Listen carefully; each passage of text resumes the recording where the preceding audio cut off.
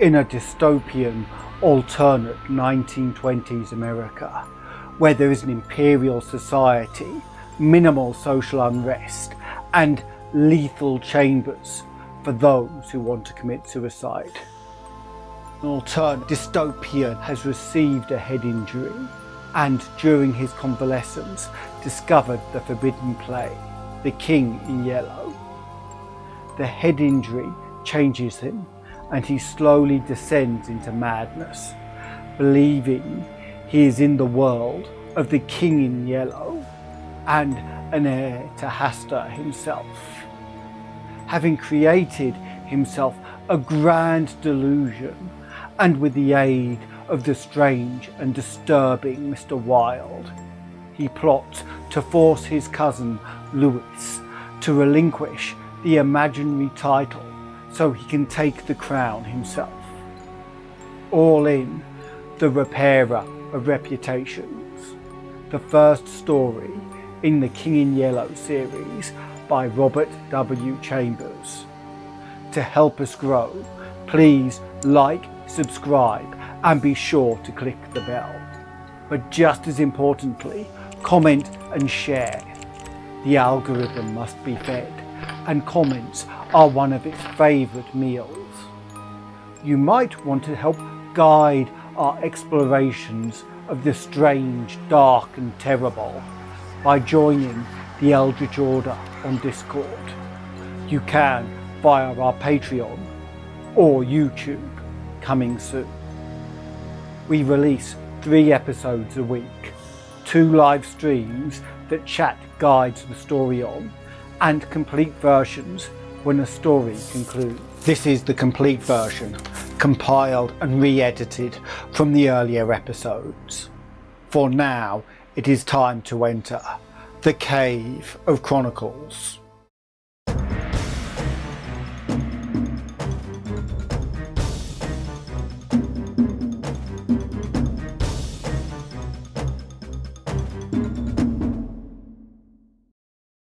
Ni valiant pour l'enfant, les faux dieux plus longtemps quoi notre. Voilà toute la différence. Don't mock the fools. Their folly lasts longer than ours. That's all the difference. Toward the end of the year 1920, the government of the United States had practically completed the program adopted during the last months of President Winthrop's administration. The country was apparently tranquil. Everybody knows how the tariff and labour questions were settled. The war with Germany, incident on that country's seizure of the Samoan Islands, had left no visible scars on the Republic, and the temporary occupation of Norfolk by the invading army had been forgotten in the joy over the repeated naval victories and the subsequent ridiculous plight of General von Galtenlaub's forces in the state of New Jersey. The Cuban and Hawaiian investments had paid 100%, and the territory of Samoa was well worth its cost as a coaling station. The country was in a superb state of defence. Every coast city had been well supplied with land fortifications. The army, under the paternal eye of the General Staff, organised according to the Prussian system, had been increased to 300,000 men, with a territorial reserve of 1 million, and 6 magnificent squadrons of cruisers and battleships patrolled the 6 stations of the navigable seas, leaving a stream reserves amply fitted to control home waters. The gentlemen from the West had at last been constrained to acknowledge that the College for the Training of Diplomats was as necessary as law schools are for the training of barristers. Consequently, we were no longer represented abroad by incompetent patriots. The nation was prosperous. Chicago, for a moment paralysed after a second Great Fire, had risen from its ruins, white and imperial, and more beautiful than the white city which had been built for its plaything in 1893. Everywhere good architecture was replacing bad, and even in New York a sudden craving for decency had swept away a great proportion of the existing horrors. Streets had been widened, properly paved and lighted. Trees had been planted, squares laid out, elevated structures demolished, and underground roads built to replace them. The new government buildings and barracks were fine bits of architecture, and the long system of stone quays which completely surrounded the island had been turned into parks which proved a godsend to the population. The subsidising of the state theatre and state opera brought its own reward. The United States National Academy of Design was much like the European institutions of the same kind. Nobody envied the Secretary of the Fine Arts, either his cabinet position or his portfolio. The Secretary of Forestry and Game Preservation had a much easier time, thanks to the new system of National Mounted Police.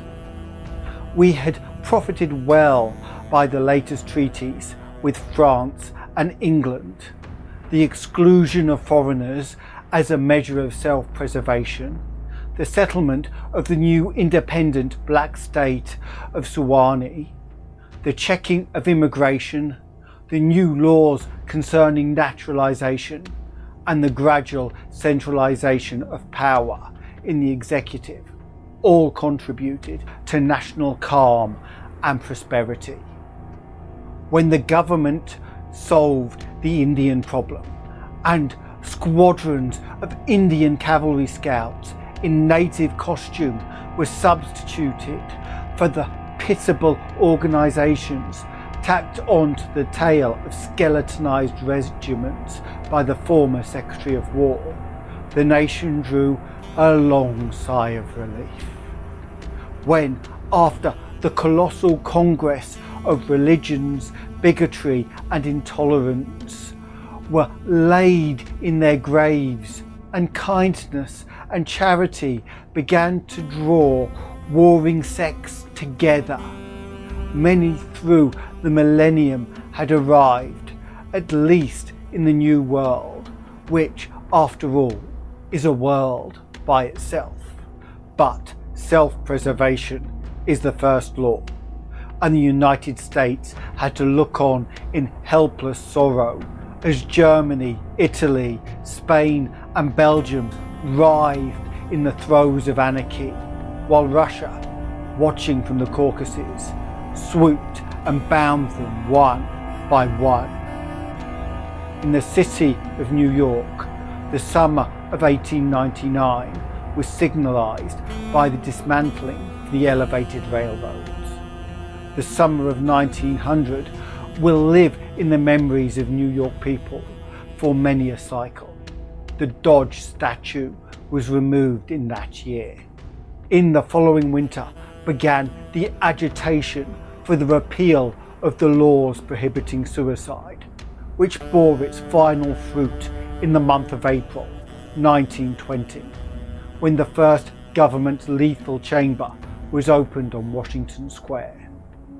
I had walked down that day from Dr. Archer's house on Madison Avenue, where I had been as a mere formality. Ever since that fall from my horse 4 years before, I had been troubled at times with pains in the back of my head and neck, but now for months they had been absent, and the doctor sent me away that day, saying there was nothing more could be cured in me. It was hardly worth his fee to be told that. I knew it myself. Still, I did not grudge him the money.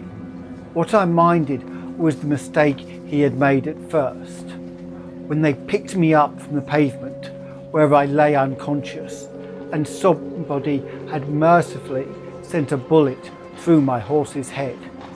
I was carried to Dr. Archer, and he, pronouncing my brain affected, placed me in his private asylum where I was obliged to endure treatment for insanity.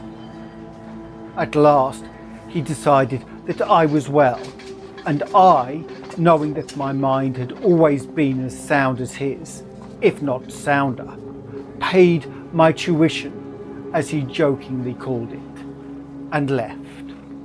I told him, smiling, that I would get even with him for his mistake, and he laughed heartily and asked me to call once in a while. I did so, hoping for a chance to even up accounts, but he gave me none, and I told him I would wait. The fall from my horse had fortunately left me no evil results. On the contrary, it had changed my whole character for the better. From a lazy young man about town, I'd become active, energetic, temperate, and above all else, ambitious. There was only one thing which troubled me. I laughed at my own uneasiness, and yet it troubled me. During my convalescence, I had brought and read for the first time The King in Yellow. I remember after finishing the first act that it occurred to me that I had better stop. I started up and flung the book into the fireplace. The volume struck the barred gate and fell open on the hearth in the firelight. If I had not caught a glimpse of the opening words of the second act, I should never have finished it. But as I stooped to pick it up, my eyes became riveted to the open page, and with a cry of terror, or perhaps it was of joy so poignant that I suffered in every nerve, I snatched the thing out of the coals and crept, shaking, to my bedroom, where I read it and reread it and wept and laughed and trembled with a horror which at times assails me yet. This is the thing that troubles me, for I cannot forget Carcosa, where black stars hang in the heavens, where the shadow of men's thoughts lengthen in the afternoon, when the twin suns sink into the lake of Hali, and my mind will bear forever the memory of the pallid mask. I pray God will curse the writer, as the writer has cursed the world with this beautiful, stupendous creation, terrible in its simplicity, irresistible in its truth, a world which now trembles before the King in Yellow. When the French government seized the translated copies which had just arrived in Paris, London, of course, became eager to read it. It is well known how the book spread like an infectious disease from city to city, from continent to continent, barred out here, confiscated there, denounced by press and pulpit, censured even by the most advanced of literary anarchists. No definite principles had been violated in those wicked pages, no doctrine promulgated, no convictions outraged. It could not be judged by any known standard. Yet, although it was acknowledged that the supreme note of art had been struck in The King in Yellow, all felt that human nature could not bear the strain, nor thrive on words in which the essence of purest poison lurked. The very banality and innocence of the first act only allowed the blow to fall afterwards with more awful effect. It was, I remember, on the 13th day of April 1920 that the first government lethal chamber was established on the south side of Washington Square between Worcester Street and South Fifth Avenue. The blocks, which had formerly consisted of a lot of shabby old buildings used as cafes and restaurants for foreigners, had been acquired by the government in the winter of 1898. The French and Italian cafes and restaurants were torn down. The whole block was enclosed by a gilded iron railing and converted into a lovely garden with lawns, flowers and fountains.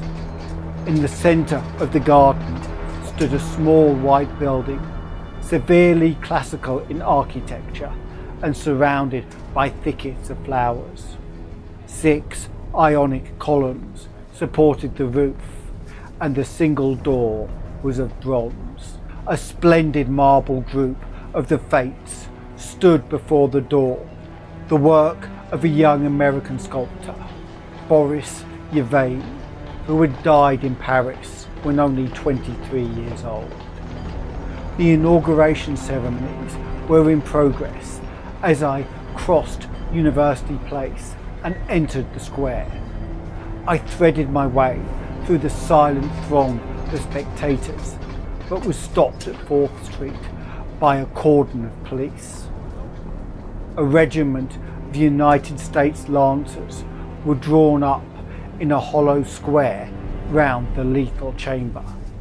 On a raised tribune facing Washington Park stood the Governor of New York, and behind him were grouped the Mayor of New York and Brooklyn, the Inspector General of Police, the Commandant of the State Troops, Colonel Livingston, military aide to the President of the United States, General Blount, commanding at Governor's Island, Major General Hamilton, commanding the garrison of New York and Brooklyn, Admiral Buffby of the fleet in the North River, Surgeon General Lansford, the staff of the National Free Hospitals, Senators Wise and Franklin of New York, and the Commissioner of Public Works.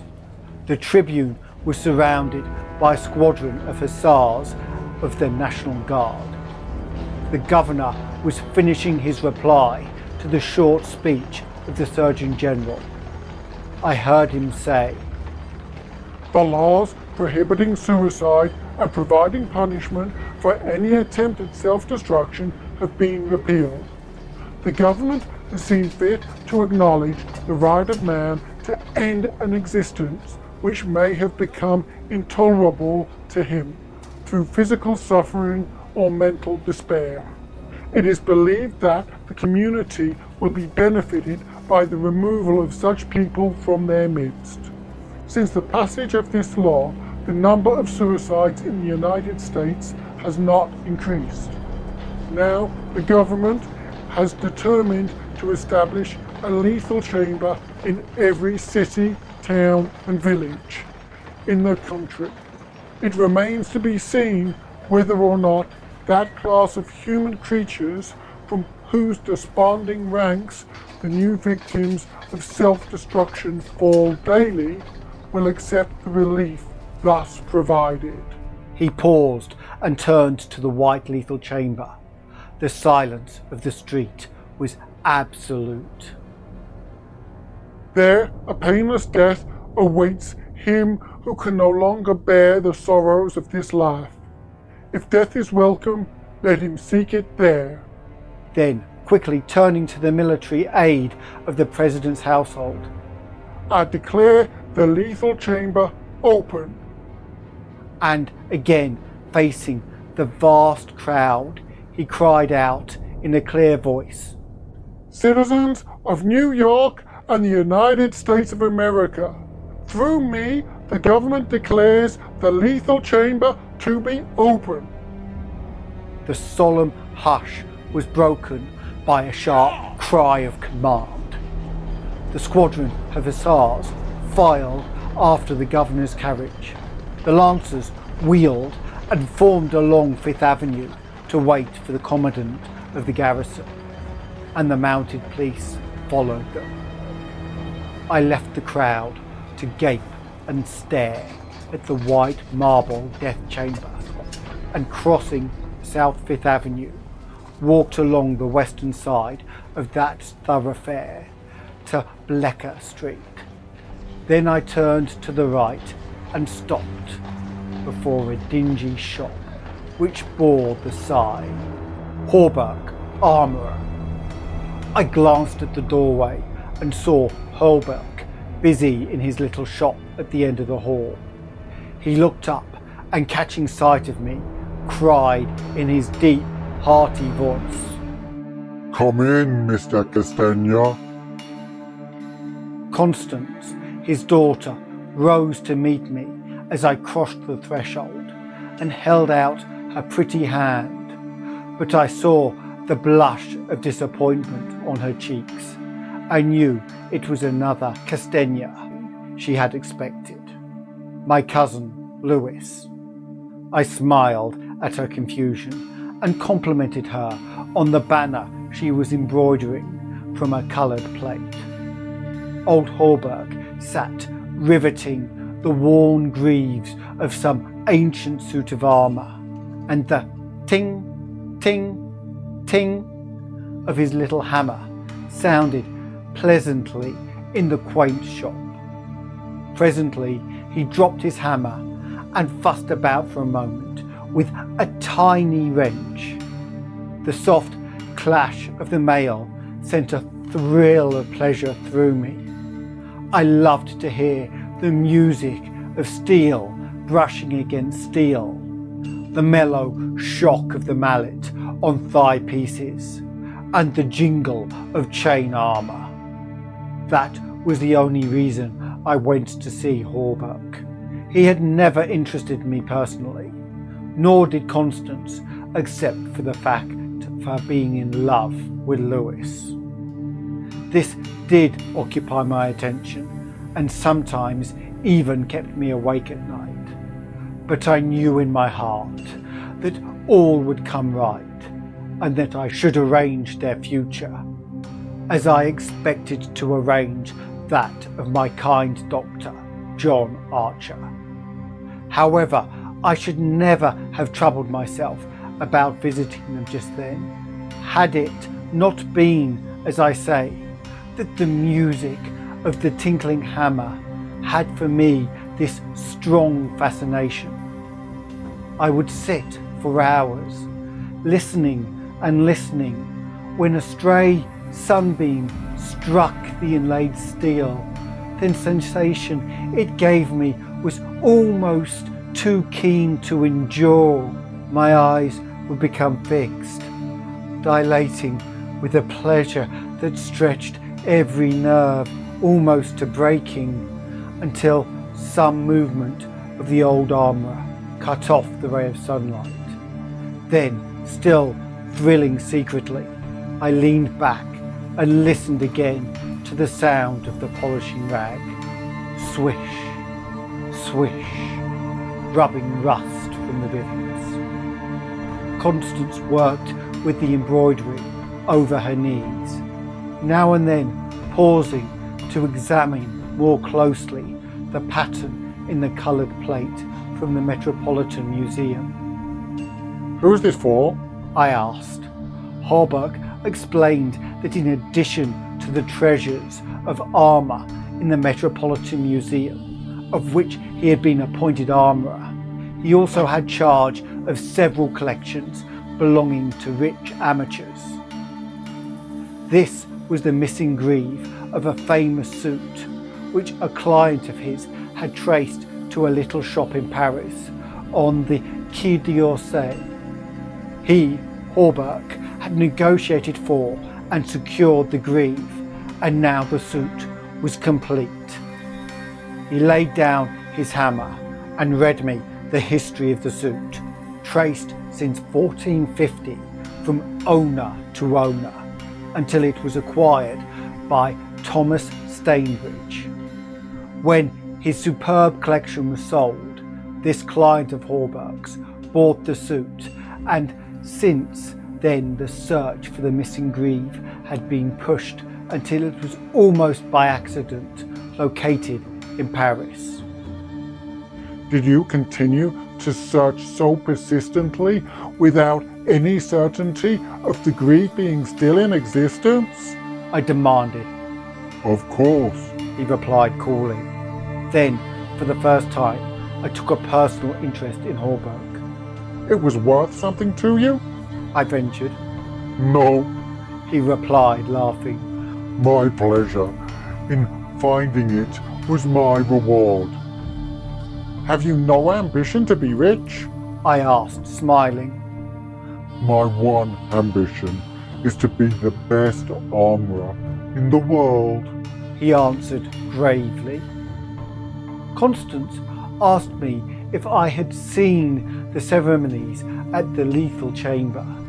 She herself had noticed cavalry passing up Broadway that morning and had wished to see the inauguration, but her father wanted the banner finished and she had stayed at his request. Did you see your cousin, Mr. Castaigne, there? She asked, with the slightest tremor of her soft eyelashes. No, I replied carelessly. Lewis's regiment is maneuvering out in Westchester County. I rose and picked up my hat and cane. Are you going upstairs to see the lunatic again? Laughed old Hallberg. If Hallberg knew how much I loathed that word lunatic, he would never use it in my presence. It rouses certain feelings within me which I do not care to explain. However, I answered him quietly. I think I shall drop in and see Mr. Wilde for a moment or two. Poor fellow, said Constance with a shake of the head. it must be hard to live alone year after year, poor, crippled, and almost demented. It's very good of you, Mr. Castaigne, to visit him as often as you do. I think he is vicious, observed Hallberg, beginning again with his hammer. I listened to the golden tinkle on the Grieve plate, and when he had finished, I replied, No, he is not vicious, nor is he in the least demented. His mind is a wonder chamber, from which he can extract treasures that you and I would give years of our life to acquire. Hallberg laughed. I continued, a little impatiently. He knows history as no one else could know it. Nothing, however trivial, escapes his search, and his memory is so absolute, so precise in details, that were it known in New York that such a man existed, the people could not honor him enough. Nonsense, muttered Hallberg, searching on the floor for a falling rivet. Is it nonsense? I asked, managing to suppress what I felt. Is it nonsense when he says that the tassets and cuissards of the enamelled suit of armour, commonly known as the Prince's Emblazoned, can be found among a mass of rusty theatrical properties, broken stoves, and rag-pickers' refuse in a garret in Pell Street?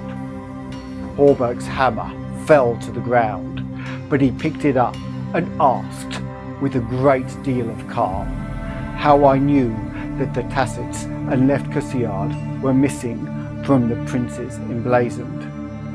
I did not know until Mr. Wilde mentioned it to me the other day.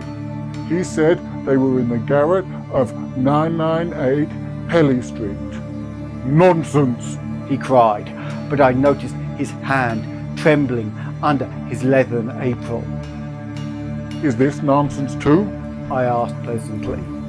Is it nonsense when Mr. Wilde continually speaks of you as the Marquis of Avonshire, And of Miss Constance? I did not finish, for Constance had started to her feet with terror written over her every feature. Hawberk looked at me slowly and smoothed his leathern apron. That is impossible, he observed. Mr. Wilde may know a great many things. About armour, for instance, and the princes emblazoned? I interposed, smiling. Yes, he continued slowly.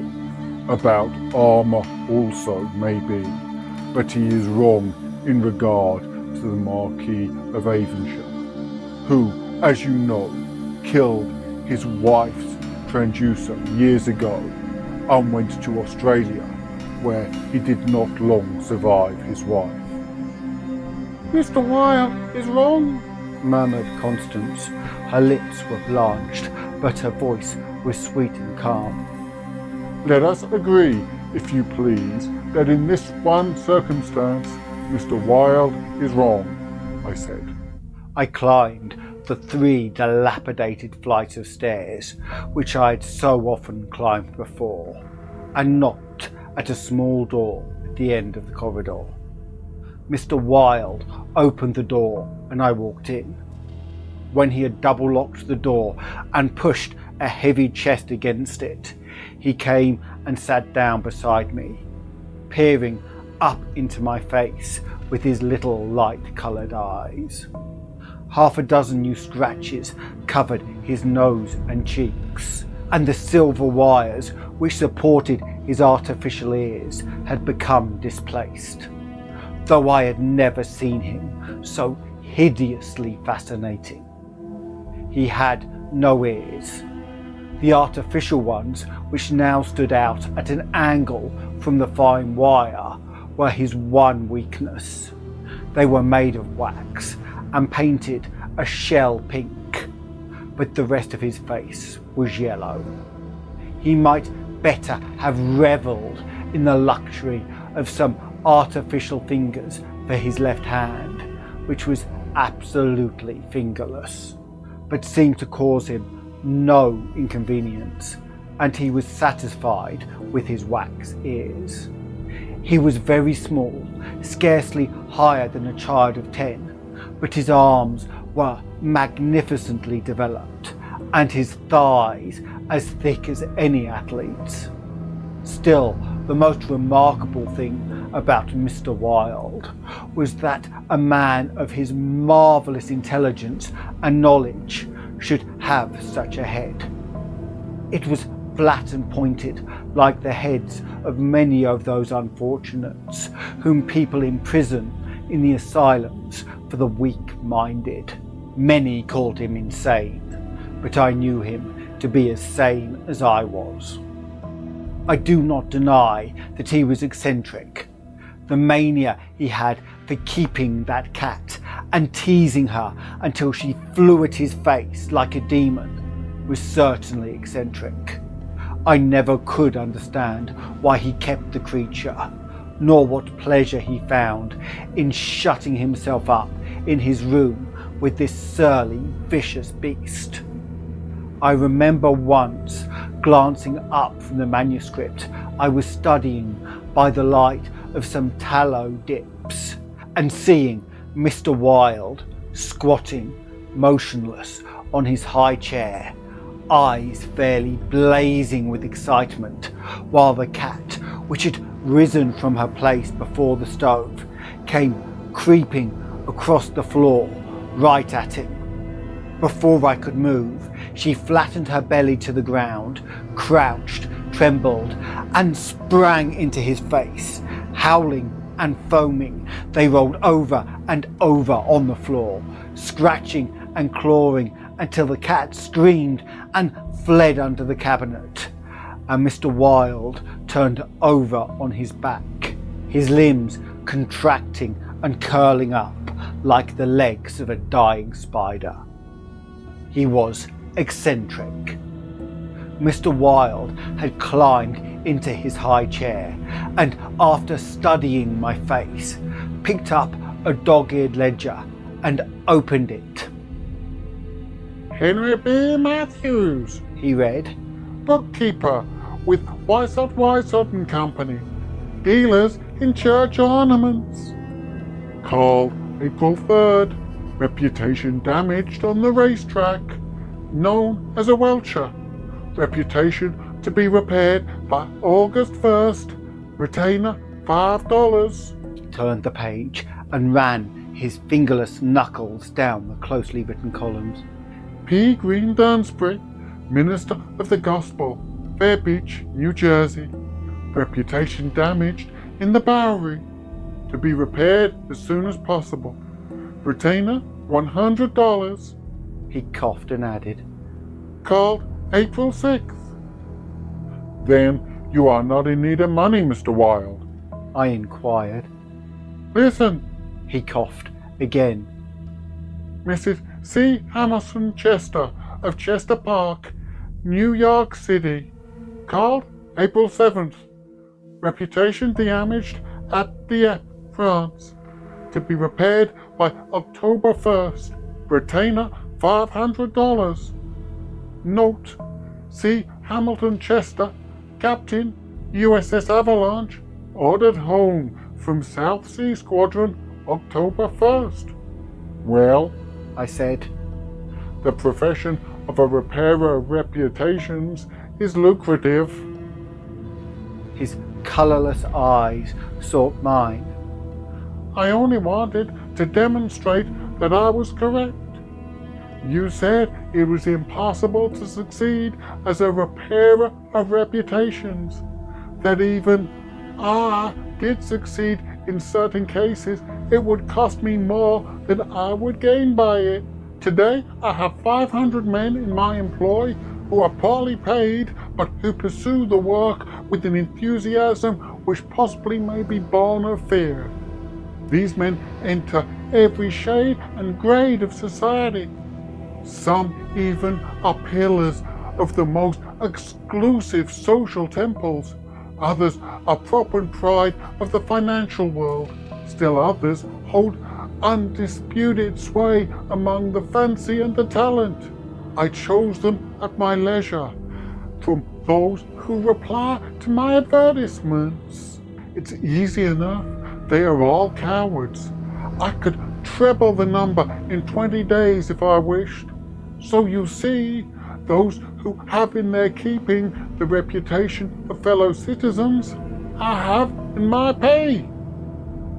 They may turn on you, I suggested. He rubbed his thumb over his cropped ears and adjusted the wax substitutes. I think not. He murmured thoughtfully. I seldom have to apply the whip, and then only once, because they like their wages. How'd you apply the whip? I demanded. His face, for a moment, was awful to look upon. His eyes dwindled to a pair of green sparks. I invite them to come and have a little chat with me, he said in a soft voice. A knock at the door interrupted him, and his face resumed its amiable expression. Who is it? He inquired. Mr. Stalett, was the answer. Come tomorrow, replied Mr. Wilde. Impossible, began the other, but was silenced by a sort of bark from Mr. Wilde. Come tomorrow, he repeated. We heard somebody move away from the door and turn the corner by the stairway. Who is that? I asked. Arnold Stalett, owner and editor-in-chief of the great New York Daily. He drummed on the ledger with his fingerless hand, adding, I pay him very badly, but he thinks it a good bargain. Arnold Stalett? I repeated, amazed. Yes, said Mr. Wilde with a self-satisfied cough. The cat, which had entered the room as he spoke, hesitated, looked up at him and snarled. He climbed down from the chair and, squatting on the floor, took the creature into his arms and caressed her. The cat ceased snarling and presently began a loud purring, which seemed to increase in timbre as he stroked her. Where are the notes? I asked. He pointed to the table, and for the 100th time I picked up the bundle of manuscript entitled The Imperial Dynasty of America.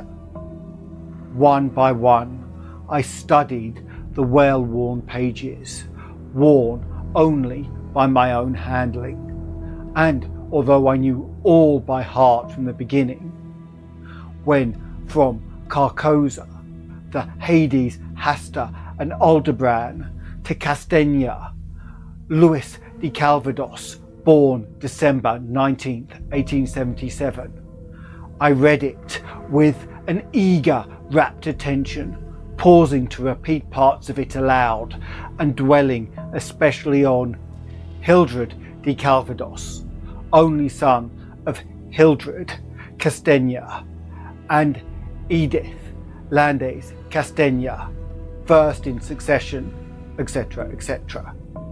When I finished, Mr. Wilde nodded and coughed. Speaking of your legitimate ambition, He said, how do Constance and Louis get along? She loves him. I replied simply. The cat on his knee suddenly turned and struck at his eyes, and he flung her off and climbed onto the chair opposite me.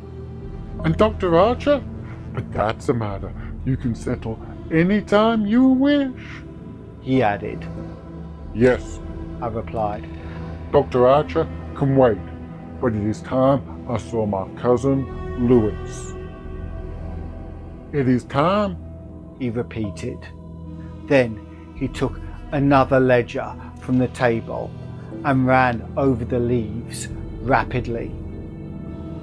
We are now in communication with 10,000 men. He muttered. We can count on 100,000 within the first 28 hours, and in 48 hours the state will rise en masse. The country follows the state, and the proportion that will not, I mean California and the Northwest, might better never have been inhabited. I shall not send them the yellow sign. The blood rushed to my head, but I only answered. A new broom sweeps clean. The ambition of Caesar and of Napoleon pales before that which could not rest until it had seized the minds of men and controlled even their unborn thoughts, said Mr. Wilde. You are speaking of the King in Yellow? I groaned with a shudder. He is king whom emperors have served. I am content to serve him, I replied. Mr. Wilde sat rubbing his ears with his crippled hand. Perhaps Constance does not love him, he suggested. I started to reply, but a sudden burst of military music from the street below drowned my voice. The 20th Dragoon Regiment, formerly in garrison at Mount St. Vincent, was returning from the manoeuvres in Westchester County to its new barracks on East Washington Square. It was my cousin's regiment. They were a fine lot of fellows in their pale blue, tight-fitting jackets, jaunty busbies and white riding breeches, with the double yellow stripe into which their limbs seemed moulded. Every other squadron was armed with lances, from the metal points of which fluttered yellow and white pennants. The band passed playing the regimental march. Then came the colonel and staff, the horses crowding and trampling while their heads bobbed in unison, and the pennants fluttered from their last points. The troopers who rode with the beautiful English seat, looked brown as berries from their bloodless campaign among the farms of Westchester, and the music of their sabres against the stirrups, and the jingle of spurs and carbines. It was beautiful to me. I saw Lewis riding with his squadron. He was as handsome an officer as I have ever seen. Mr. Wilde, who had mounted a chair by the window, saw him too, but said nothing.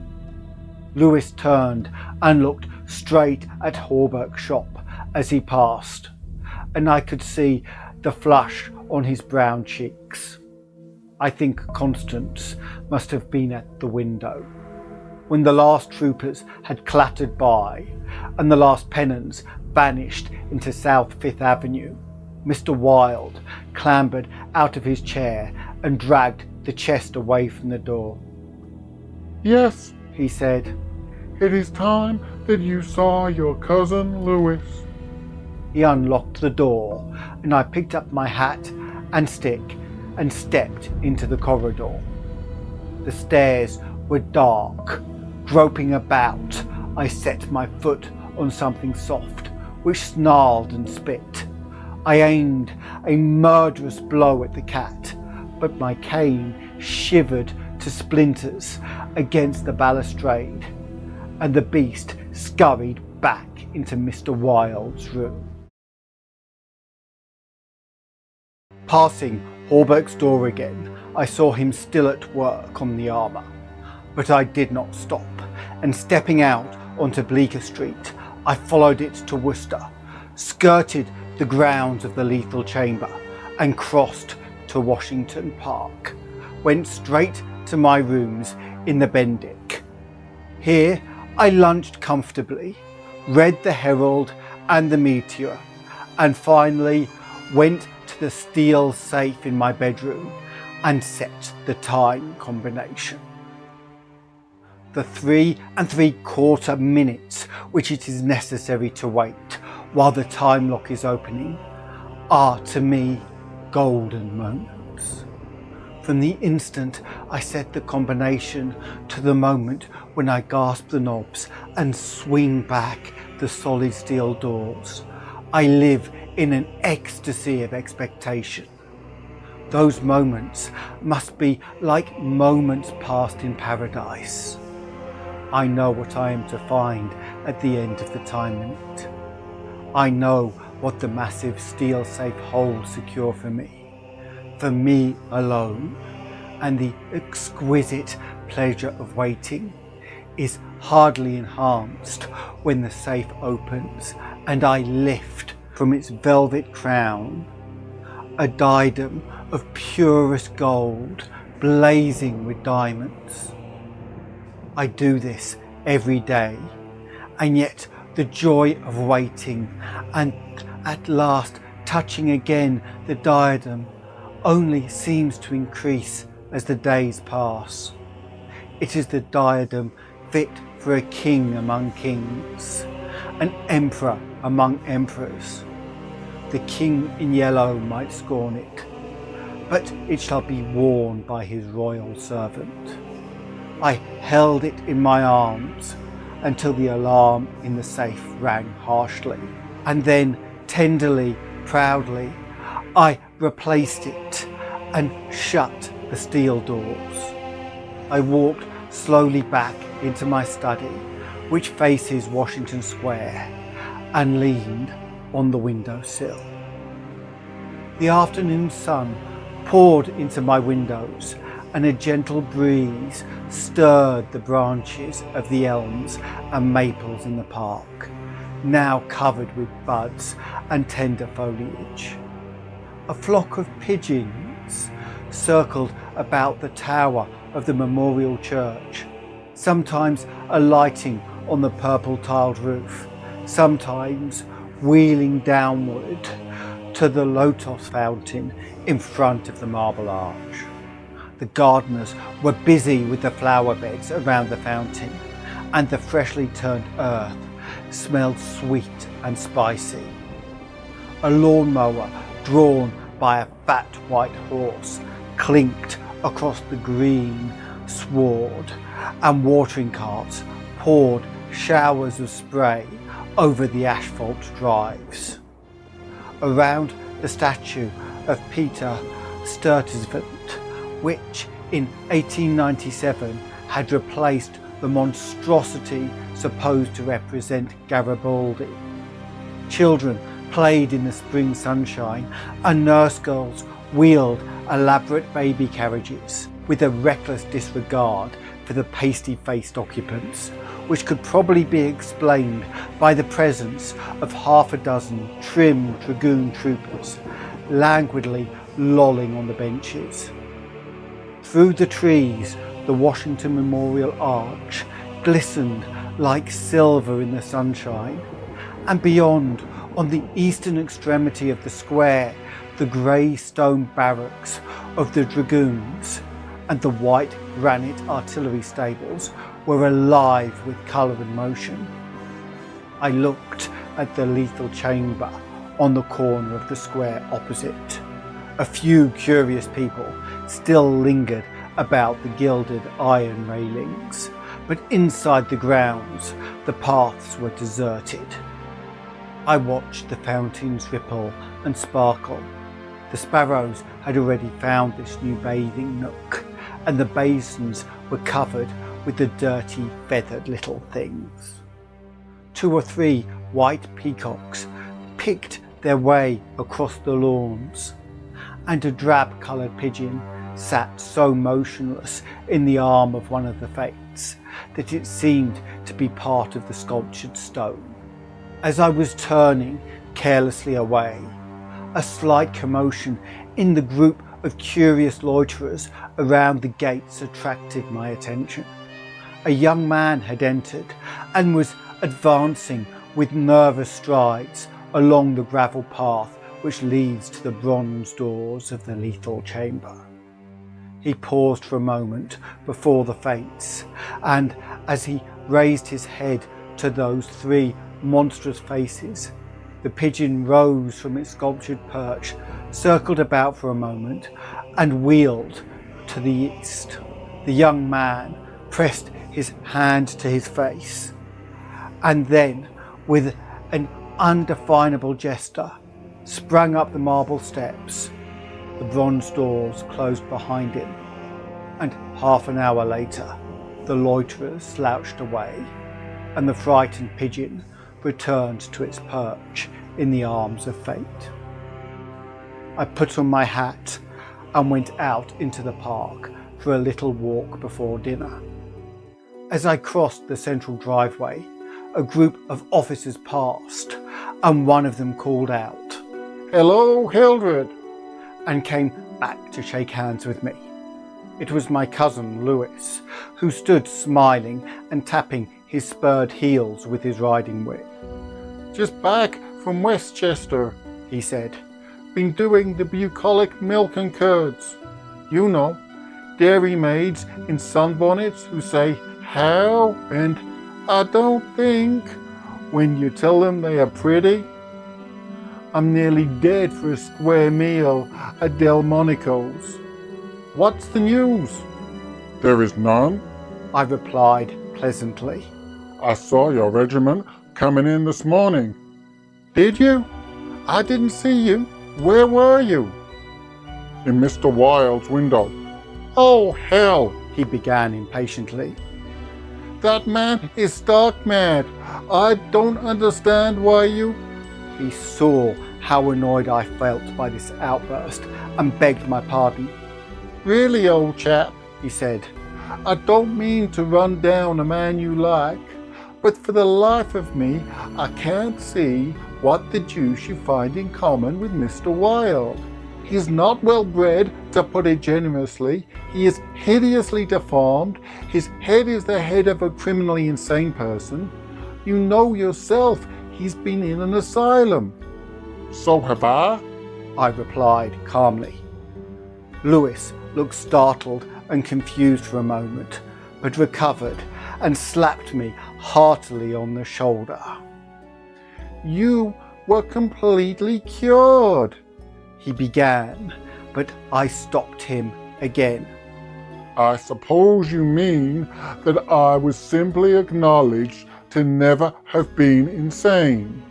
Of course that's what I meant. He laughed. I disliked his laugh because I knew it was forced, and I nodded gaily and asked him where he was going. Lewis looked after his brother officers, who had now almost reached Broadway. We had intended to sample a Brunswick cocktail, but to tell you the truth, I was anxious for an excuse to go and see Harburg instead. Come along, I'll make you my excuse. We found old Harburg, neatly attired in a fresh spring suit, standing at the door of his shop and sniffing the air. I had just decided to take Constance for a little stroll before dinner, he replied to the impetuous volley of questions from Lewis. We thought of walking in the park terrace along the North River. At that moment, Constance appeared and grew pale and rosy by turns as Lewis bent over her small gloved fingers. I tried to excuse myself, alleging an engagement uptown, but Lewis and Constance would not listen, and I saw I was expected to remain and engage old Harburg's attention. After all, it would be just as well if I kept my eye on Lewis, I thought. And when they hailed a Spring Street horse car, I got in after them and took my seat beside the armourer. The beautiful line of parks and granite terraces overlooking the wharves along the North River, which were built in 1910 and finished in the autumn of 1917, had become one of the most popular promenades in the metropolis. They extended from the Battery to 190th Street, overlooking the Noble River and affording a fine view of the Jersey Shore and the Highlands opposite. Cafes and restaurants were scattered here and there among the trees, and twice a week military bands from the garrison played in the kiosks on the parapets. We sat down in the sunshine on the bench at the foot of the equestrian statue of General Sheridan. Constance tipped her sunshade to shield her eyes, and she and Lewis began murmuring a conversation which was impossible to catch. Old Harburg, leaning on his ivory-headed cane, lighted an excellent cigar, the mate to which I politely refused, and smiled at vacancy. The sun hung low above the Staten Island woods, and the bay was dyed with golden hues reflected from the sun-warmed sails of the shipping in the harbour. Brigs, schooners, yachts, clumsy ferry boats, their decks swarming with people. Railroad transports carrying lines of brown, blue and white freight cars. Stately sound steamers, declassed tramp steamers, coasters, dredgers, scows, and everywhere pervading the entire bay, impudent little tugs puffing and whistling officiously. There were craft which churned the sunlit waters as far as the eye could reach. In calm contrast to the hurry of sailing vessels and steamer, a silent fleet of white warships lay motionless in midstream. Constance's merry laugh aroused me from my reverie. What were you staring at? She inquired. Nothing. The fleet. I smiled. Then Lewis told us what the vessels were, pointing out each by its relative position to the old red fort on Governor's Island. That little cigar-shaped thing is a torpedo boat, he explained. There are 4 more lying close together. They are the Tarpon, the Falcon, the Sea Fox and the Octopus. The gunboats just above are the Princeton and Champlain, the Stillwater and the Erie. Next to them lie the cruisers Fargo and Los Angeles, and above them the battleships California and Dakota, and the Washington, which is the flagship. Those two squatty-looking chunks of metal, which are anchored there off Castle William, are the double-turreted monitors, terrible and magnificent. Behind them lies the ram, Osceola. Constance looked at him in deep approval with her beautiful eyes. What loads of things you know for a soldier, she said, and we all joined in the laugh which followed. Presently, Lewis rose with a nod to us and offered his arm to Constance, and they strolled away along the river wall. Hawberk watched them for a moment and then turned to me. Mr. Wilde was right, he said.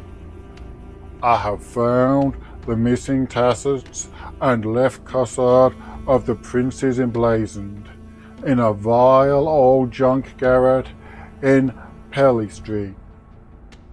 998? I inquired with a smile. Yes. Mr. Wilde is a very intelligent man, I observed. I wanted to give him the credit for the most important discovery, continued Hawberk. And I intend it shall be known that he is entitled to the fame of it. He won't thank you for that, I answered sharply. Please say nothing about it. You know what it's worth? Said Hawberk. No?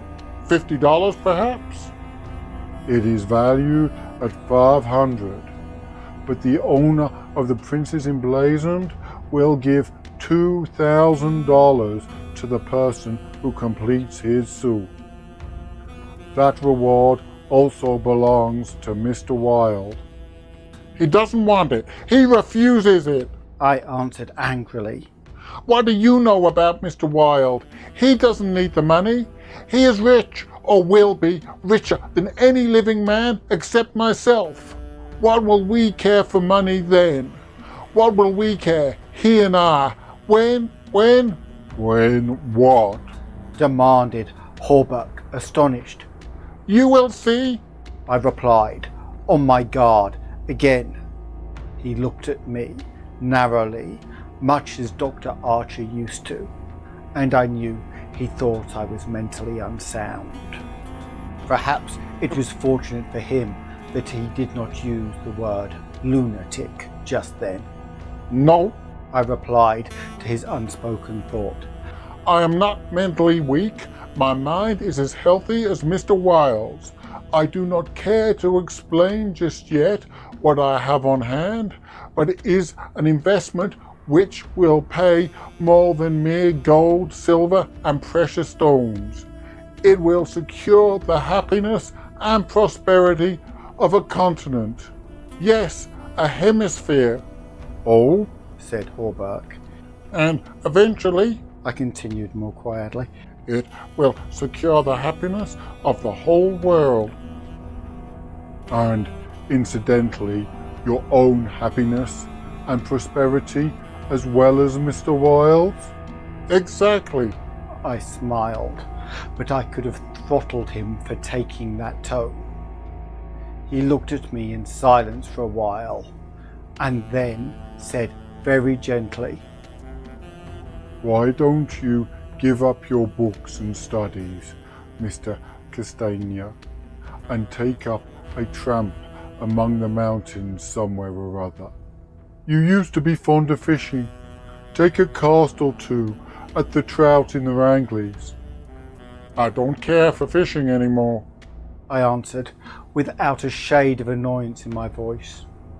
You used to be fond of everything, he continued. Athletics, yachting, shooting, riding. I've never cared to ride since my fall, I said quietly. Ah yes, your fall, he repeated, looking away from me. I thought this nonsense had gone far enough, so I brought the conversation back to Mr. Wilde, but he was scanning my face again in a manner highly offensive to me. Mr. Wilde, he repeated. Do you know what he did this afternoon? He came downstairs and nailed a sign over the hall door next to mine. It read, Mr. Wilde, repairer of reputations, third bell.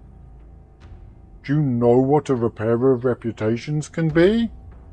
I do, I replied, suppressing the rage within. Oh? He said again.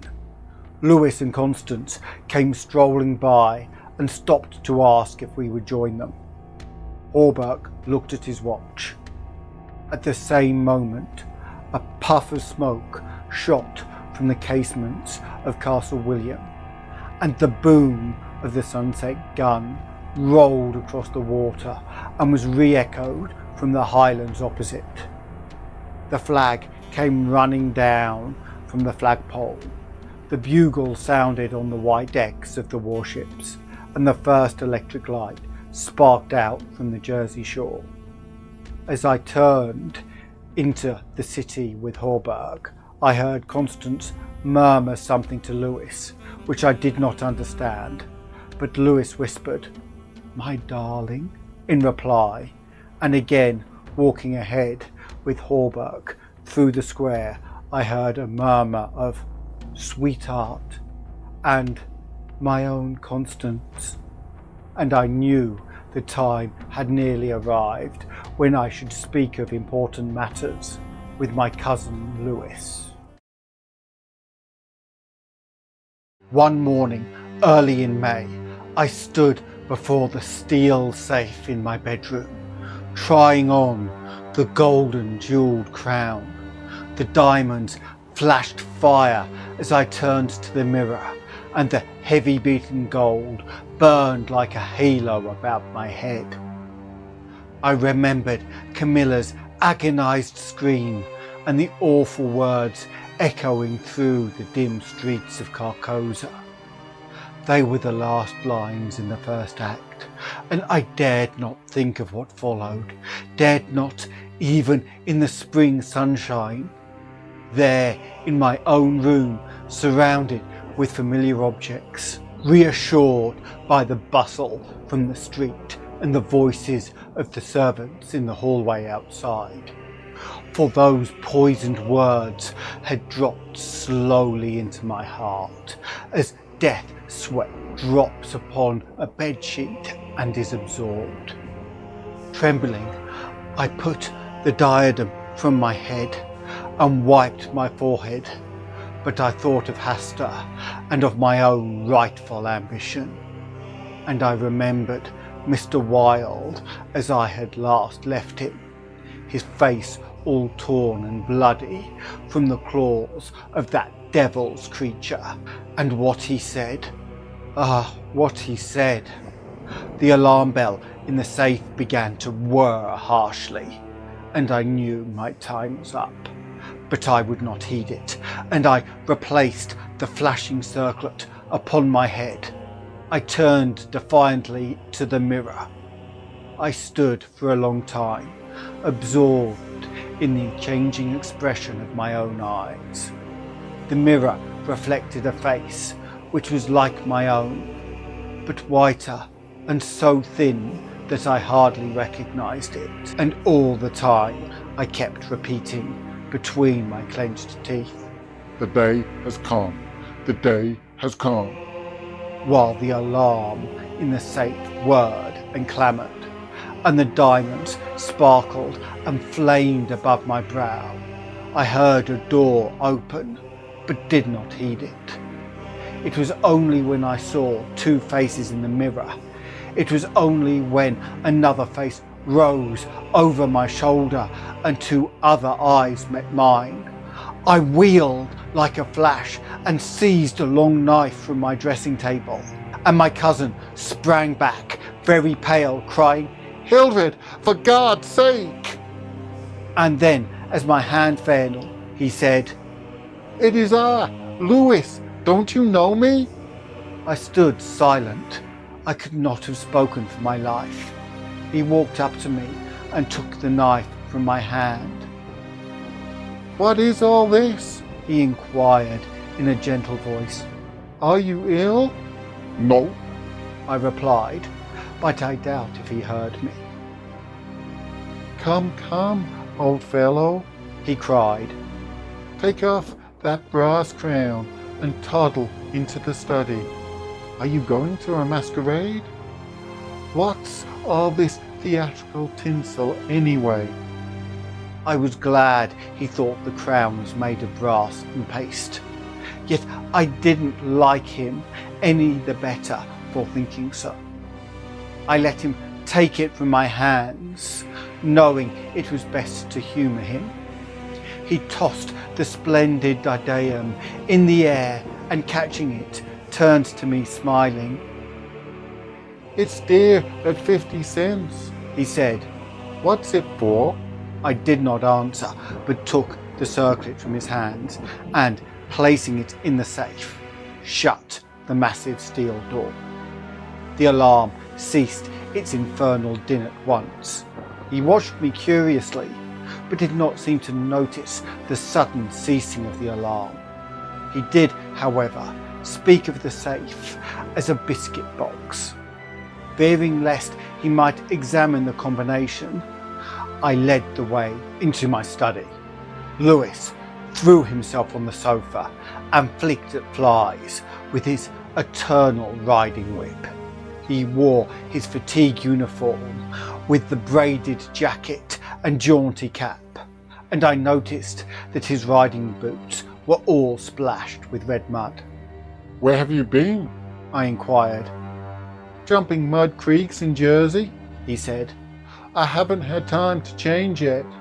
I was rather in a hurry to see you. Haven't you got a glass of something? I'm dead tired. Been in the saddle 24 hours. I gave him some brandy from my medicinal store, which he drank with a grimace. Damn bad stuff, He observed. I'll give you an address where they sell brandy that is brandy. It's good enough for my needs. I said indifferently. I use it to rub my chest with. He stared and flicked at another fly. See here, old fellow, He began. I've got something to suggest to you. It's 4 years now that you've shut yourself up here like an owl, never going anywhere, never taking any healthy exercise, never doing a damn thing but poring over those books up there on the mantelpiece. He glanced along the row of shelves. Napoleon, Napoleon, Napoleon, He read. For heaven's sake, have you nothing but Napoleons there? I wish they were bound in gold. I said. But wait, yes, there is another book. The King in Yellow. I looked him steadily in the eye. Have you never read it? I asked. I? No, thank God. I don't want to be driven crazy. I saw he regretted his speech as soon as he had uttered it. There is only one word which I loathe more than I do lunatic, and that word is crazy. But I controlled myself and asked him why he thought the King in Yellow dangerous.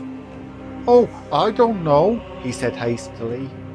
I only remember the excitement it created and the denunciations from the pulpit and press. I believe the author shot himself after bringing forth this monstrosity, didn't he? I understand he is still alive. I answered. That's probably true, He muttered. bullets couldn't kill a fiend like that. The book is of great truths. I said. Yes, He replied. of truths which send men frantic and blast their lives. I don't care if the thing is, as they say, the very supreme essence of art. It's a crime to have written it, and I for one shall never open its pages. Is that what you have come to tell me? I asked. No, He said. I came to tell you that I am going to be married. I believe for a moment my heart ceased to beat, but I kept my eyes on his face. Yes, He continued, smiling happily. married to the sweetest girl on earth. Constance Harback. I said mechanically. How did you know? He cried, astonished. I didn't know it myself until that evening last April when we strolled down to the embankment before dinner. When is it to be? I asked. It was to have been next September, but an hour ago a dispatch came ordering our regiment to the Presidio San Francisco. We leave at noon tomorrow. Tomorrow, he repeated. Just think, Hildred. Tomorrow I shall be the happiest fellow that ever drew breath in this jolly world, for Constance will go with me. I offered him my hand in congratulation, and he seized and shook it like the good-natured fool he was, or pretended to be. I'm gonna get my squadron as a wedding present, he rattled on. Captain and Mrs. Louis Castaigne. Eh, Hildred? Then he told me where it was to be and who were to be there, and made me promise to come and be best man. I set my teeth and listened to his boyish chatter without showing what I felt. But I was getting to the limit of my endurance, and when he jumped up and, switching his spurs till they jingled, said he must go, I did not detain him. There is one thing I want to ask of you, I said quietly. Out with it. It's promised. He laughed. I want you to meet me for a quarter of an hour's talk tonight. Of course, if you wish, he said, somewhat puzzled. Where? Anywhere. In the park, there. What time, Hildred? Midnight. What in the name of? He began, but checked himself and laughingly assented. I watched him go down the stairs and hurry away, his sabre banging at every stride. He turned into Bleecker Street, and I knew he was going to see Constance. I gave him 10 minutes to disappear, and then followed in his footsteps, taking with me the jewelled crown and the silken robe embroidered with the yellow sign. When I turned to Bleecker Street and entered the doorway which bore the sign, Mr. Wilde, repairer of reputations, third bell, I saw old Hawberk moving about in his shop, and imagined I heard Constance's voice in the parlour, but avoided them both and hurried up the trembling stairway to Mr. Wilde's apartment. I knocked and entered without ceremony. Mr. Wilde lay groaning on the floor, his face covered with blood, his clothes torn to shreds. Drops of blood were scattered about over the carpet, which had also been ripped and frayed in the evidently recent struggle. It's that cursed cat, he said, ceasing his groans and turning his colourless eyes to me. She attacked me while I was asleep. I believe she will kill me yet. This was too much, so I went into the kitchen and, seizing a hatchet from the pantry, started to find the infernal beast and settle her then and there. My search was fruitless, and after a while I gave it up and came back to find Mr. Wilde squatting on his high chair by the table. He had washed his face and changed his clothes. The great furrows which the cat's claws had ploughed up in his face he had filled with collodion, and a rag hid the wound at his throat. I told him I should kill the cat when I came across her, but he only shook his head and turned to the open ledger before him. He read name after name of the people who had come to him in regard of their reputation, and the sums he had amassed were startling. I put on the screws now and then, he explained. One day or another, some of those people will assassinate you. I insisted. Do you think so? He said, rubbing his mutilated ears. It was useless to argue with him, so I took down the manuscript entitled Imperial Dynasty of America for the last time I should ever take it down in Mr. Wilde's study. I read through, thrilling and trembling with pleasure. When I had finished, Mr. Wilde took the manuscript and, turning to the dark passage which leads from his study to his bedchamber, called out in a loud voice, Vance?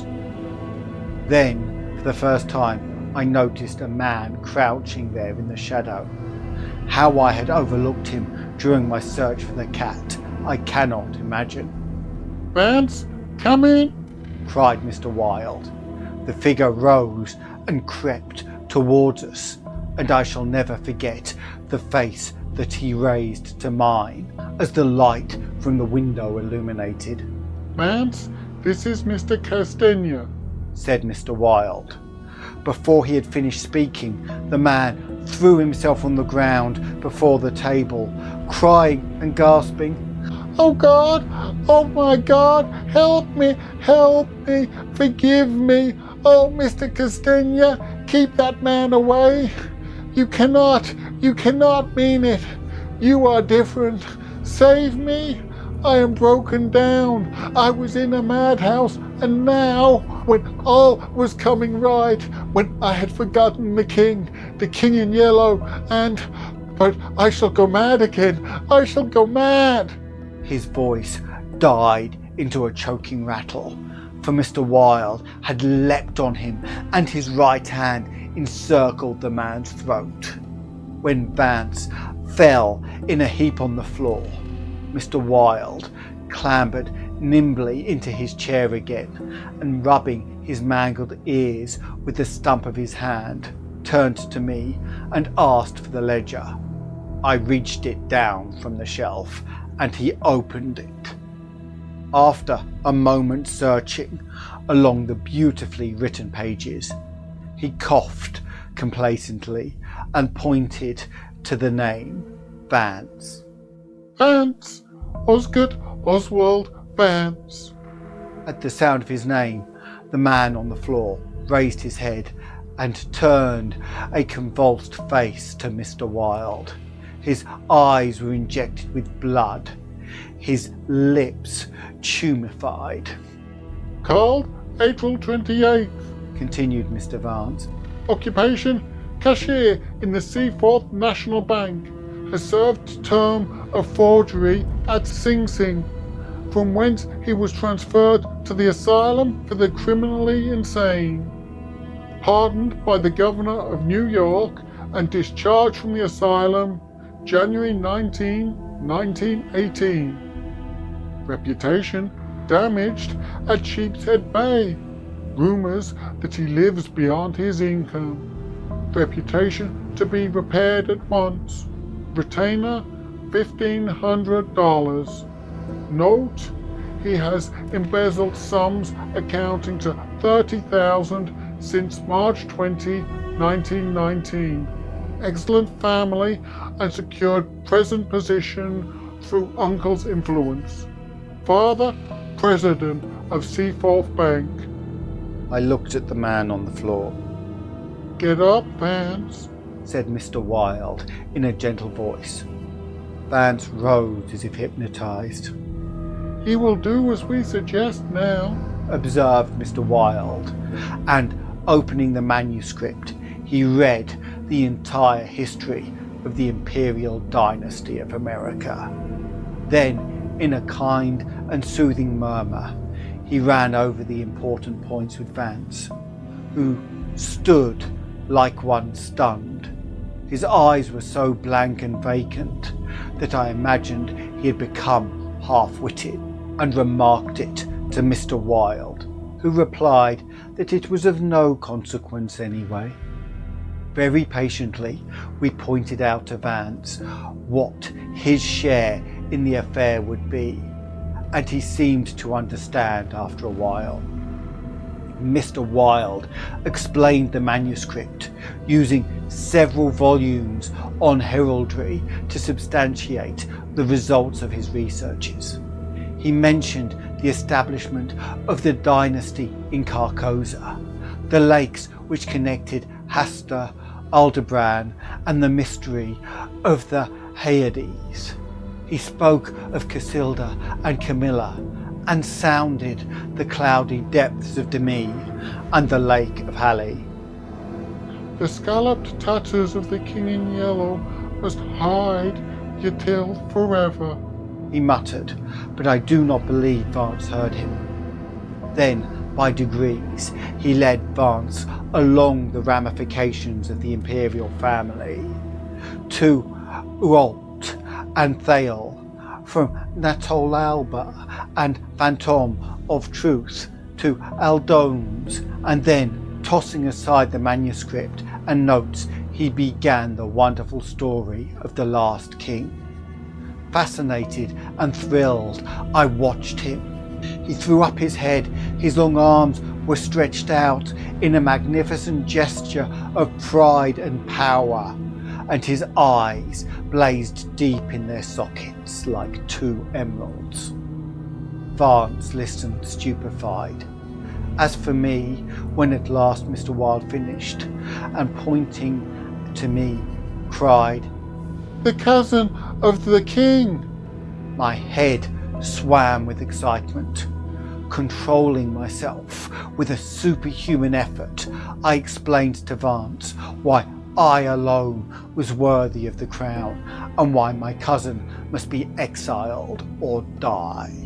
I made him understand that my cousin must never marry, even after renouncing all his claims, and how that least of all he should marry the daughter of the Marquis of Avonshire and bring England into the question. I showed him a list of thousands of names which Mr. Wilde had drawn up. Every man whose name was there had received the yellow sign, to which no living human dared disregard. The city, the state, the whole land were ready to rise and tremble before the pallid. The time had come. The people should know the son of Hastur, and the whole world bow to the black stars which hang in the sky over Carcosa. Vance leaned on the table, his head buried in his hands. Mr. Wilde drew a rough sketch on the margin of yesterday's Herald with a bit of lead pencil. It was a plan of Hawberk's rooms. Then he wrote out the order and affixed the seal, and shaking like a palsied man, I signed my first writ of execution, with my name, Hildred Rex. Mr. Wilde clambered to the floor and, unlocking the cabinet, took a long square box from the first shelf. This he brought to the table and opened. A new knife lay in the tissue paper inside, and I picked it up and handed it to Vance, along with the order and the plan of Hawberk's apartment. Then Mr. Wilde told Vance he could go, and he went, shambling like an outcast of the slums. I sat for a while, watching the daylight fade behind the square tower of the Judson Memorial Church, and finally, gathering up the manuscript and notes, took my hat and started for the door. Mr. Wilde watched me in silence. When I had stepped into the hall, I looked back. Mr. Wilde's small eyes were still fixed on me. Behind him, the shadows gathered in the fading light. Then I closed the door behind me and went out into the darkening streets. I had eaten nothing since breakfast, but I was not hungry. A wretched, half-starved creature who stood looking across the street at the lethal chamber noticed me and came up to tell me a tale of misery. I gave him money, I don't know why, and he went away without thanking me. An hour later, another outcast approached and whined his story. I had a blank bit of paper in my pocket, on which was traced the yellow sign, and I handed it to him. He looked at it stupidly for a moment, and then, with an uncertain glance at me, folded it with what seemed to me exaggerated care, and placed it in his bosom. The electric lights were sparkling among the trees, and the new moon stood in the sky above the lethal chamber. It was tiresome waiting in the square. I wandered from the Marble Arch to the artillery stables and back again to the lotos fountain. The flowers and grants exhaled a fragrance which troubled me. The jet of the fountain played in the moonlight, and the musical splash of falling drops reminded me of the tinkle of chained mail in Hawberk's shop. But it was not so fascinating, and the dull sparkle of the moonlight on the water brought no such sensation of exquisite pleasure as when sunshine played over the polished steel of a corselet on Hawberk's knee. I watched the bats darting and turning above the water plants in the fountain basin, but their rapid, jerky flight set my nerves on edge, and I went away again to walk aimlessly to and fro among the trees. The artillery stables were dark, but in the cavalry barracks, the officers' windows were brightly lighted, and the sallyport was constantly filled with troopers in fatigue, carrying straw and harnesses with baskets filled with tin dishes. Twice the mounted sentry at the gates was changed while I wandered up and down the asphalt walk. I looked at my watch. It was nearly time. The lights in the barracks went out one by one. The barred gate was closed, and every minute or two an officer passed in through the side wicket, leaving the rattle of accoutrements and the jingle of spurs on the night air. The square had become very silent. The last homeless loiterer had been driven away by the grey-coated park policeman. The car tracks along Worcester Street were deserted, and the only sound which broke the stillness was the stamping of the sentry's horse and the ring of his sabre against the saddle pommel. In the barracks, the officers' quarters were still lighted, and military servants passed and repassed before the bay windows. 12 o'clock sounded from the new spire of St. Francis Xavier, and at the last stroke of the sad-toned bell, a figure passed through the wicket beside the portcullis, returned the salute of the sentry, and crossing the street, entered the square and advanced towards the Bendick apartment house. Lewis? I called. The man pivoted on his spurred heels and came straight toward me. Is that you, Hildred? Yes, you are on time. I took his offered hand, and we strolled towards the lethal chamber. He rattled on about his wedding and the graces of Constance and their future prospects, calling my attention to his captain's shoulder straps and the triple gold arabesque on his sleeve and fatigue cap. I believe I listened as much to the music of his spurs and sabre as I did to the boyish babble, and at last we stood under the elms on the 4th Street corner of the square, opposite the lethal chamber. Then he laughed and asked me what I wanted with him. I motioned him to a seat on a bench under the electric light and sat down beside him. He looked at me curiously, with that same searching glance which I hate and fear so in doctors. I felt the insult of his look, but he did not know it, and I carefully concealed my feelings. Well, old chap, he inquired, what can I do for you? I drew from my pocket the manuscript and notes of the imperial dynasty of America, and looking him in the eye said, I will tell you, on your word as a soldier, promise me to read this manuscript from beginning to end without asking me a question.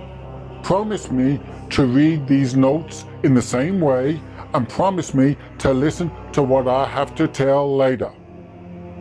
I promise if you wish it, he said pleasantly. Give me the paper, Hildred.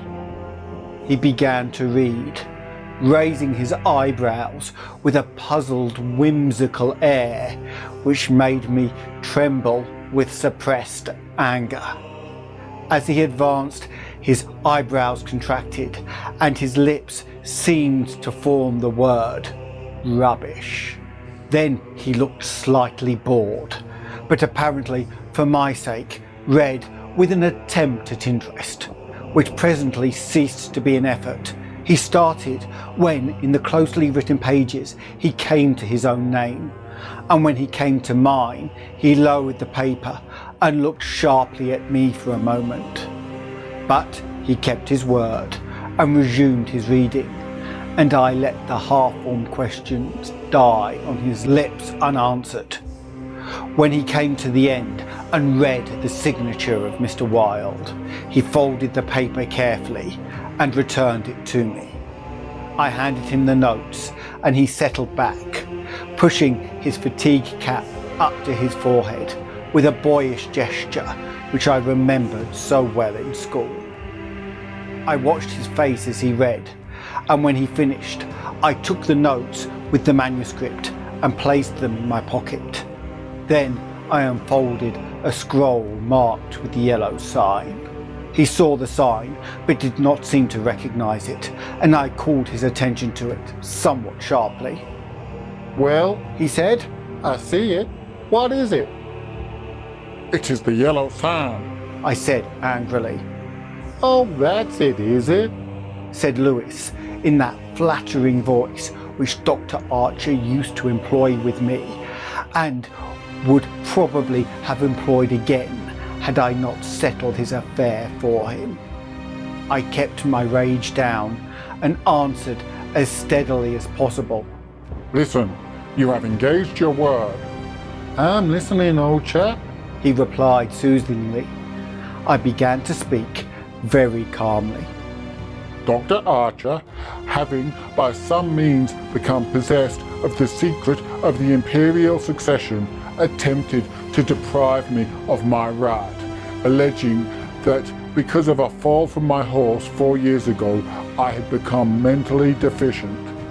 He presumed to place me under restraint in his own house in hopes of either driving me insane or poisoning me.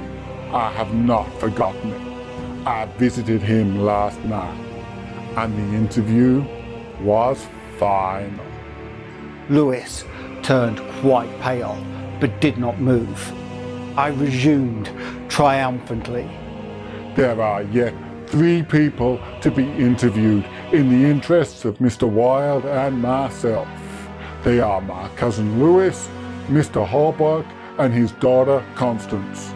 Lewis sprang to his feet, and I arose also, and flung the paper marked with the yellow sign on the ground. Oh, I don't need that to tell you what I have to say. I cried with a laugh of triumph. You must renounce the crown to me. Do you hear? To me.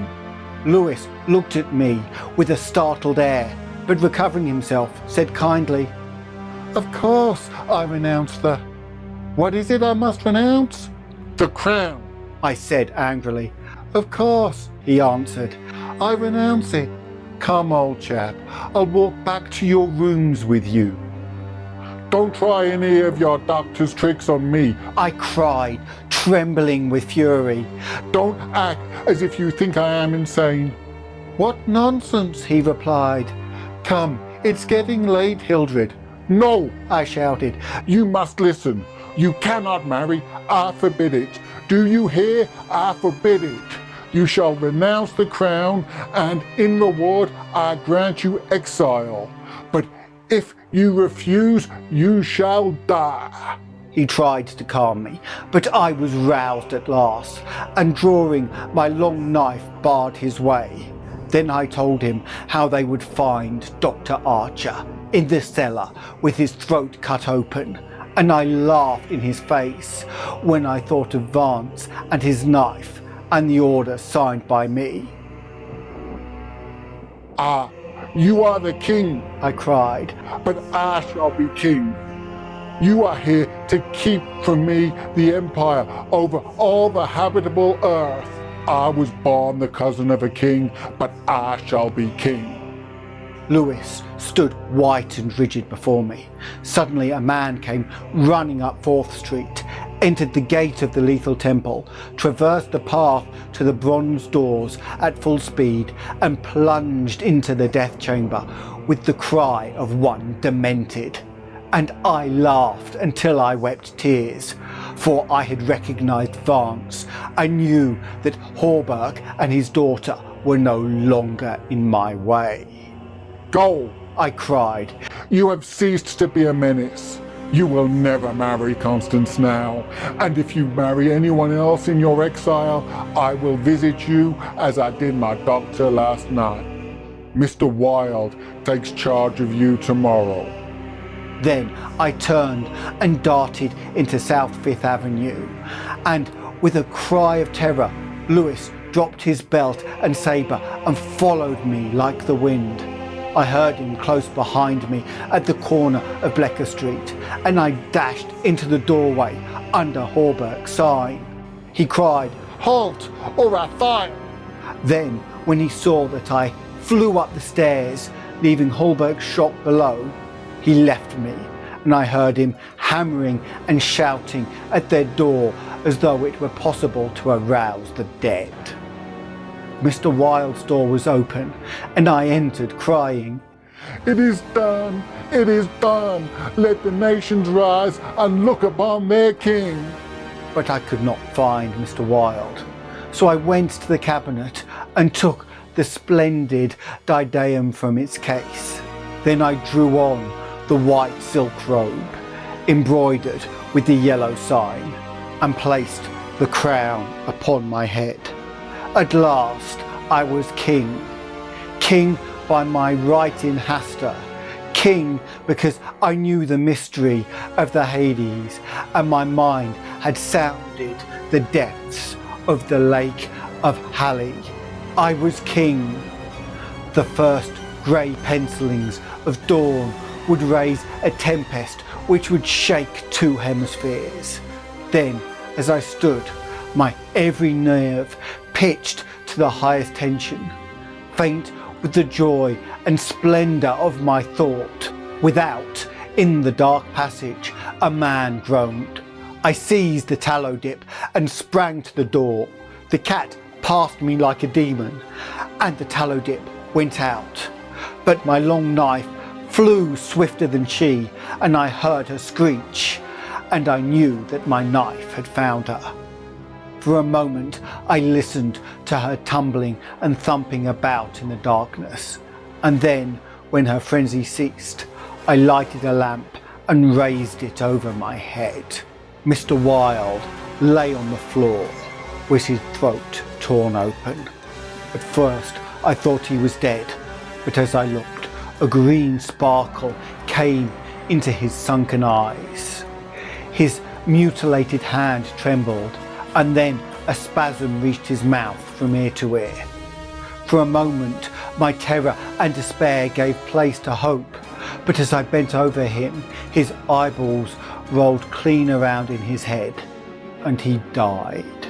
Then, while I stood transfixed with rage and despair, seeing my crown, my empire, every hope and every ambition, my very life lying prostrate there with the dead master, They came, seized me from behind and bound me until my veins stood out like cords and my voice failed with the paroxysms of my frenzied screams. But still I raged, bleeding and infuriated among them, and more than one policeman felt my sharp teeth. And then, when I could no longer move, they came nearer. I saw old Horberg, and behind him my cousin Lewis, ghastly face, and further away in the corner, a woman, Constance, weeping softly. Ah, I see it now. I shrieked. You have seized the throne and the empire. Woe, woe to you who are crowned with the crown of the king in yellow. Editor's note. Mr. Castaigne died yesterday in the asylum for the criminal insane. So ends the repairer of reputations. If you enjoyed the tale, it helps us if you let others know, so please click on the like button and share with others that may be interested. Subscribing will let you travel with us on further adventures of the dark and terrible, with the bell notifying you as we set off. If you want to join our Eldritch Order on Discord, come visit us on Patreon or YouTube, coming soon. Then you can join in the discussions and even help guide the choice of stories.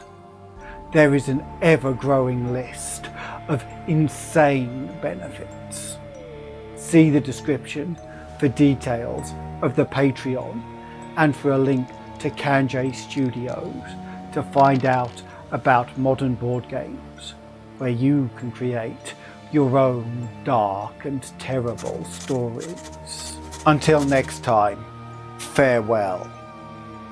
Never forget, the plans of the insane and desperate may fail, but most often they still leave a wide swathe of devastation in their wake.